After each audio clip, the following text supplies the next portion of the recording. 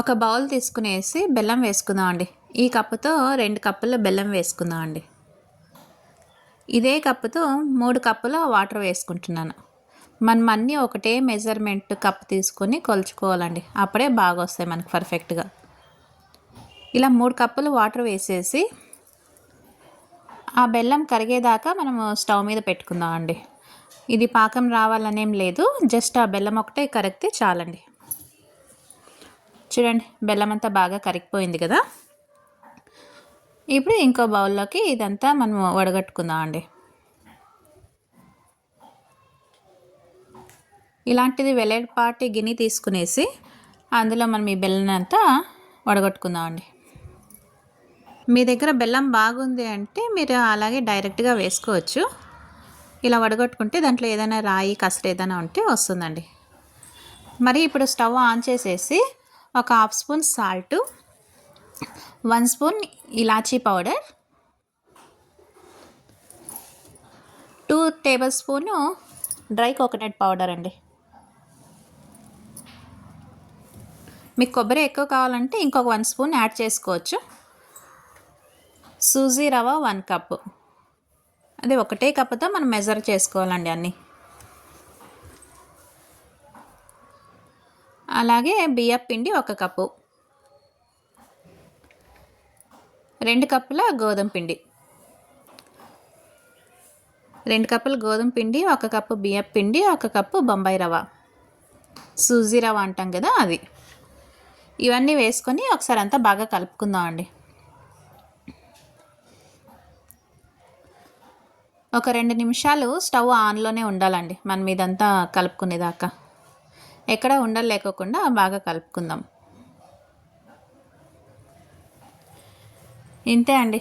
మనం ఎప్పుడైనా ఇలా పూజలప్పుడు మనం ఎక్కడైనా స్వీట్ తినాలి అనిపిస్తే ఇలా చేసుకోవచ్చండి. ఇన్స్టెంట్గా చేసుకోవచ్చు. చూడండి, అంతా బాగా మిక్స్ అయింది కదా. కొద్దిగా వాటర్గానే ఉంది, బట్ ఇది మనము ఒక హాఫ్ అన్ అవర్ పక్కన పెడదామండి చల్లగా అయ్యేదాకా. అప్పుడు బాగా మనకు పిండి ముద్ద కరెక్ట్గా సరిపోతుంది. రవ్వ వేసినాం కదా, అది పిండి టైట్ అయిపోతుంది. ఒక హాఫ్ అన్ అవర్ ప్లేట్ వేసేసి సైడ్ పెట్టుకుందామండి. చూడండి, పిండి ముద్ద ఇప్పుడు బాగా మనకి టైట్గా అయింది కదా, చపాతీ పిండిలాగా. ఇప్పుడు ఒక 2-3 స్పూన్ల నెయ్యి వేసుకుందాం అండి. నెయ్యి వేసుకునేసి అంతా ఒకసారి బాగా కలుపుకుందాం. ఆ నెయ్యి పిండి అంతా బాగా మిక్స్ అయ్యేలాగా ఒకసారి అంతా బాగా కలుపుకుందాం అండి.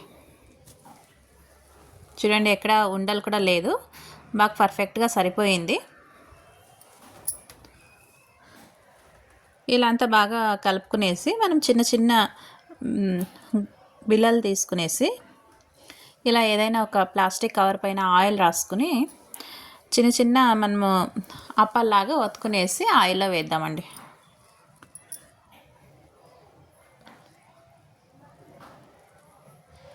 చూడండి, పిండి ఎంత పర్ఫెక్ట్గా వచ్చిందో కదా. మీరు ఇలాగే కావాలంటే చేతితో కూడా ఒత్తి వేయచ్చు. ఇలా ప్లాస్టిక్ కవర్ పైన ఆయిల్ రాసుకొని ఇలా ఒత్తుకొని కూడా వేయచ్చండి. మనం ఒకసారికి ఒక 3-4 ఫ్రై చేసుకోవచ్చు. ఇలానే ఒకసారి కావాలంటే కూడా ఒత్తి పెట్టుకునేసి మనం డీప్ ఫ్రై చేసుకోవచ్చండి. చూడండి, ఈ మీడియం సైజులో ఒత్తుకోవాలి. మరి పల్చాగా కాకూడదు, మరి లావుగా కూడా ఉండకూడదు. మీడియం సైజులో మనం అప్పాలు ఒత్తుకోవాలండి. ఇలా పిండినంతా ఒత్తుకునేసి మనం అన్నీ చేసుకునేస్తాం అప్పాలు.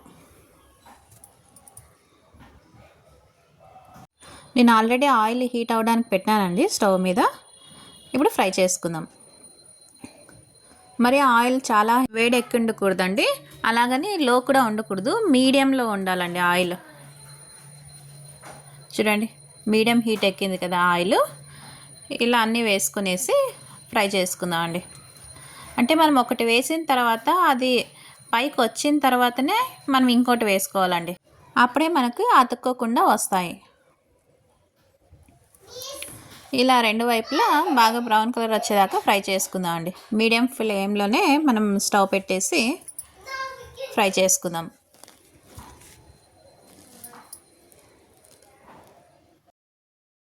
చూడండి, ఒక సైడ్ అంతా బాగా వేగినాయి. ఇప్పుడు ఇంకో సైడ్ తిప్పుకుందాం అండి. ఇవి చాలా బాగుంటాయండి టేస్ట్. మీరు కూడా ఒకసారి ట్రై చేసి చూడండి. ఆయిల్ కూడా ఎక్కువ ఏం పీల్చుకోదు. ఇలా రెండు వైపులా బాగా బ్రౌన్ కలర్ వచ్చేదాకా ఫ్రై చేసుకుందాం.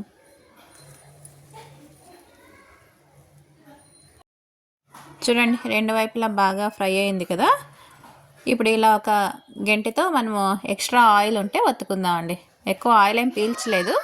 ఇలా వత్తుకునేసి ఒక ప్లేట్లో వేసుకుందాం. పైన క్రంచీగా, లోపల సాఫ్ట్గా చాలా బాగుంటాయండి.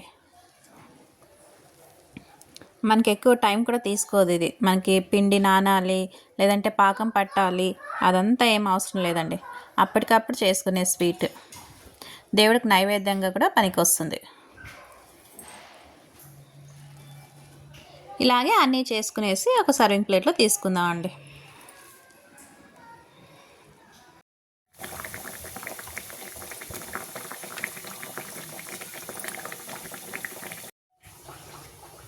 చూడండి, వేడి వేడి అప్పాలు రెడీ అయినాయి. మీకు ఈ వీడియో లైక్ అయితే లైక్ చేయండి, షేర్ చేయండి, కామెంట్స్ చేయండి, సబ్స్క్రిప్షన్ చేసుకోండి. Thank you.